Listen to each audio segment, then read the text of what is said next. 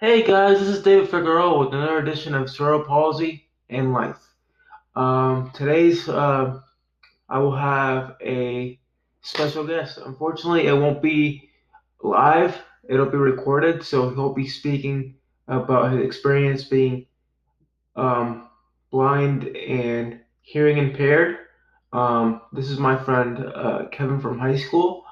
It's exciting because he'll get the shared experience about what it's like being having his disability. Um, what was his reaction to meeting somebody with disability the first time? Some experiences he and I had together while in middle school and outside of middle school.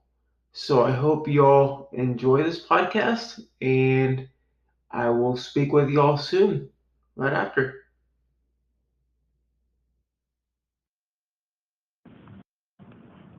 Yeah, what's up? So, as far as my visual and hearing disability, there is no title for my hearing disability. Doctors never been able to say, which is very frustrating. But as you always say, don't let that get in the way. Um, my vision is called optic nerve atrophy, which is there's lack of nutrition to the optic nerve. There is nothing wrong with the eyeball or the brain, but that one vein that connects the two together, that's lack of nutrition that's causing my eyesight to go. Um, and as far as assistance with those things, with my vision for my phone, there's a thing called VoiceOver that reads what's on the screen for me.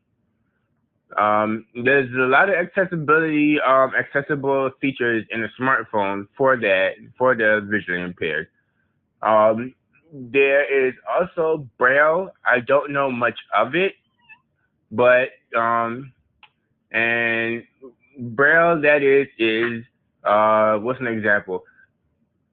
You know, like when you're out in public, you go to the restroom. How the restroom says men's room, and then underneath that it has little dots. That is Braille, and able to read that to say, okay, men and whatnot. It's kind of hard to describe. Um, as assistance with my hearing, I have a hearing aid in my left ear, which is kind of like having a headset plugged in your ear all day. And then on my right ear, I have a cochlear implant.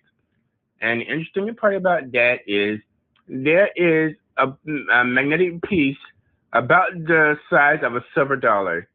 That piece is a magnetic piece that sticks onto my head.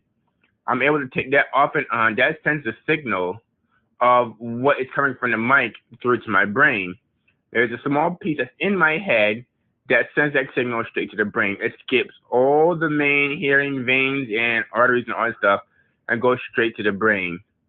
Um, Better yet, instead of describing it to you, I'll send you a picture of it.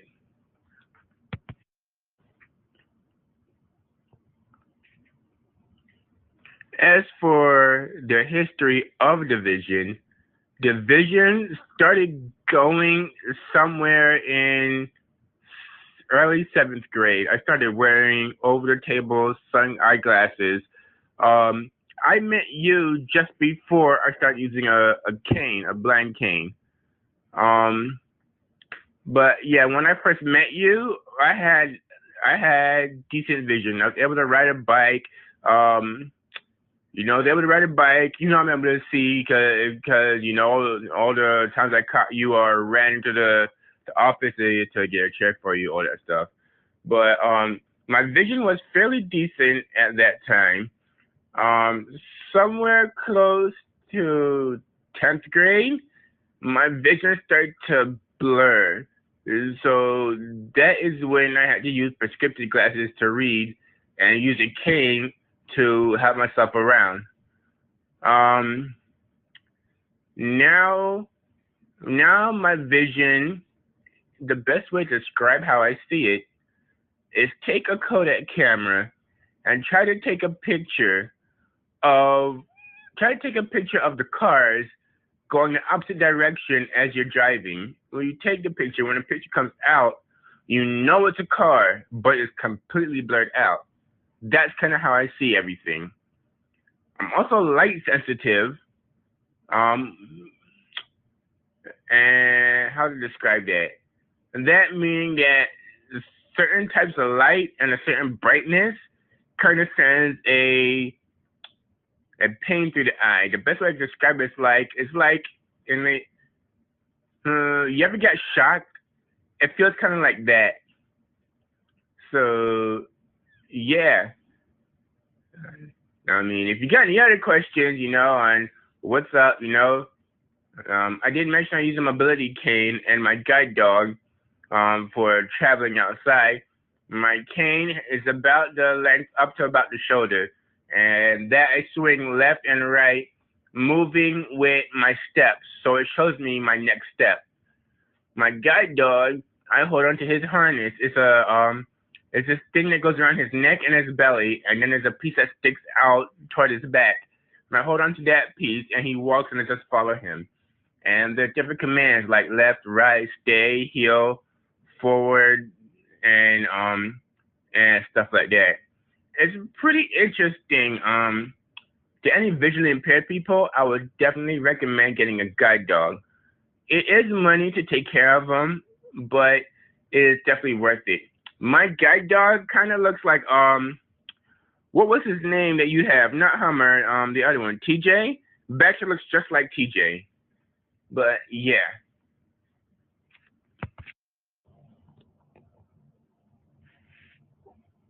Funny enough, you was not the first disabled person I've ever met.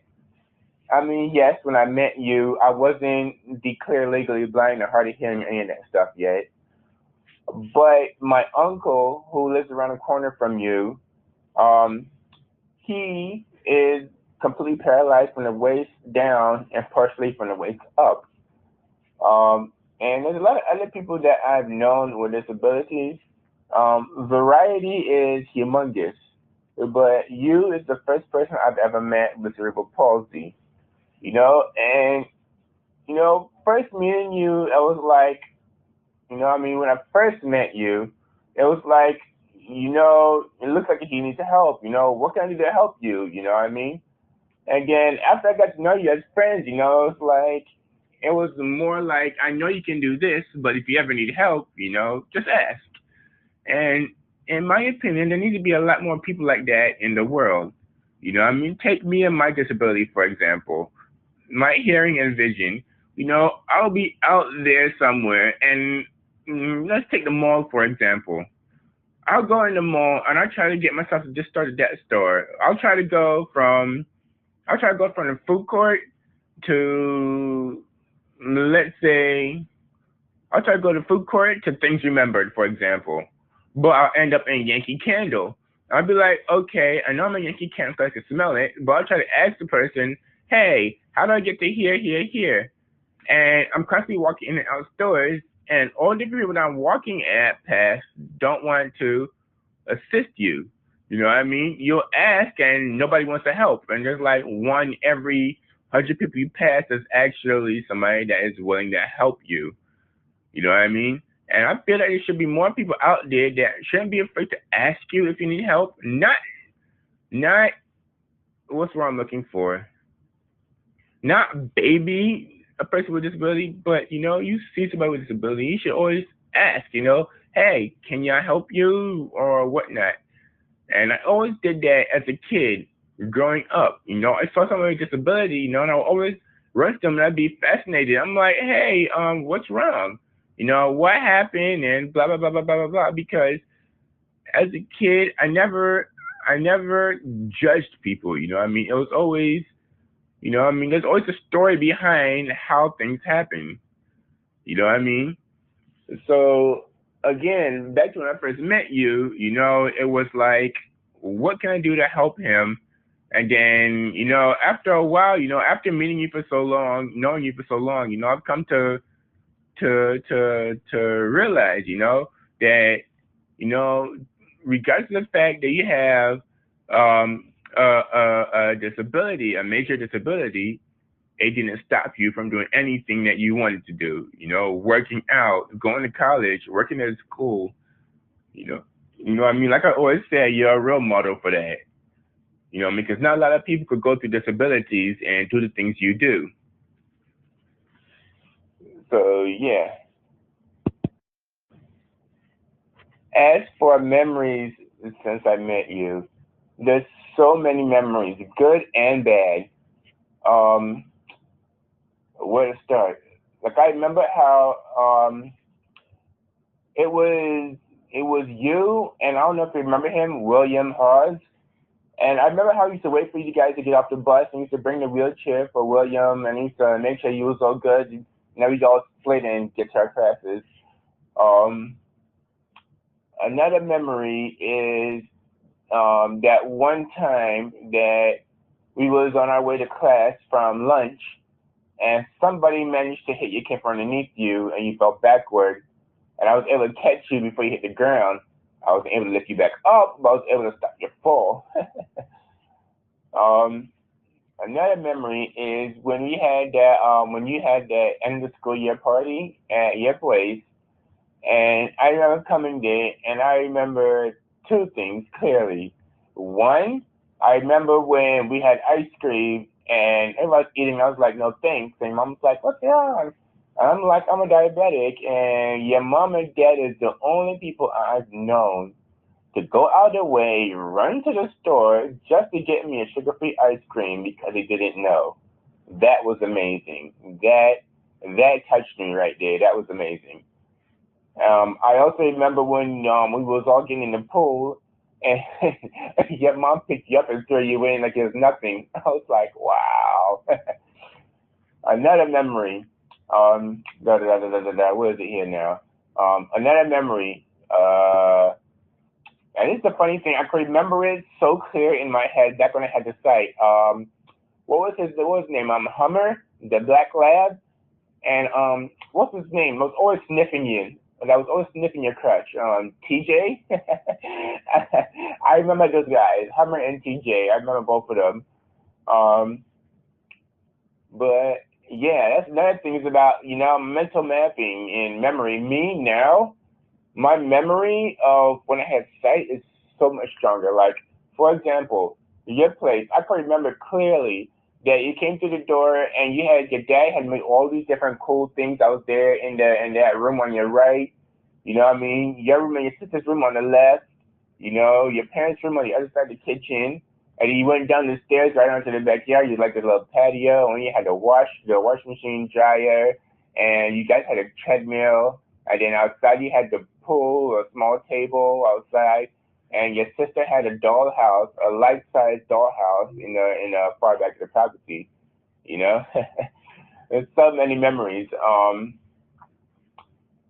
I remember that one time I came over and we played video games. I think it was Transformers. Yeah, we played mad video games like crazy. Um, what's another memory here? There's so many.